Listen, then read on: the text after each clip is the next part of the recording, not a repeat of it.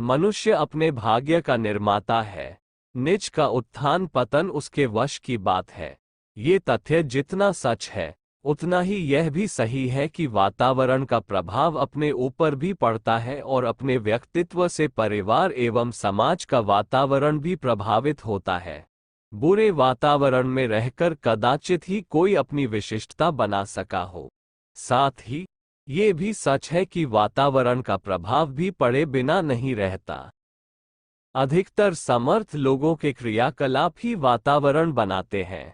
बहुसंख्यक होने पर और एक प्रकार की गतिविधियां अपना लेने पर दुर्बल स्थिति के लोग भी अपना एक विशेष प्रकार का माहौल बना लेते हैं।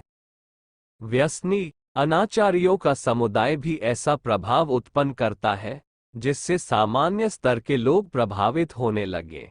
इसलिए अच्छे वातावरण में रहना और बुरे वातावरण से बचना भी उसी प्रकार आवश्यक है जैसे स्वच्छ हवा में रहने और दुर्गंध से बचने का प्रयत्न किया जाता है।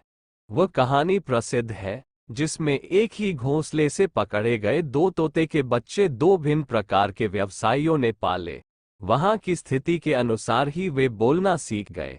संत के यहाँ पला तोता सीताराम राधे श्याम कहता था और चोर के यहाँ पला लूटो खसोटो मारो काटो की रट लगाता था, क्योंकि उन्हें यही सब दिन भर सुनने को मिलता था।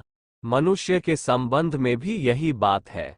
वह जैसे लोगों के साथ रहता है, जैसी परिस्थितियों में रहता है, जो कुछ समीपवर्ती लोगों को करते देखता है, उसी के अनुसार अपना स्वभाव भी ढाल लेता है। वो बंदर की तरह अनुकरण प्रिय जो है। मनस्वी लोग अपनी आदर्शवादिता पर सुदृढ़ रहकर अनेकों का ध्यान अपनी ओर खींचते हैं। कितनों को ही अनुकरण की प्रेरणा देते हैं। अपने औचित्य के कारण उस मार्ग पर चलने के लिए अनेकों को आकर्षित करते हैं। आवश्यक नहीं कि वह मार्ग सरल या परंपरागत ही हो, नवीन विचार भी अपने औचित्य के कारण प्रतिभाशाली लोगों द्वारा अपनाए जाने पर एक मार्ग बन जाते हैं। सर्वसाधारण को तो परंपराएं ही सब कुछ प्रतीत होती हैं, पर विचारवान लोग औचित्यवान को देखते परखते हैं, उसे ही चुनते अपनाते हैं। पर असली बहुमूल्य मोतियों का कोई पारखी खरीदार न हो, ऐसी बात भी नहीं है। बुद्ध और गांधी का मार्ग सर्वथा नया था, पर उनके प्रामाणिक व्यक्तित्व और औचित्य भरे प्रतिपादन का परिणाम था कि असंख्यों व्यक्ति उनके अनुयायी बने और एक नवीन वातावरण बना देने में सफल हुए।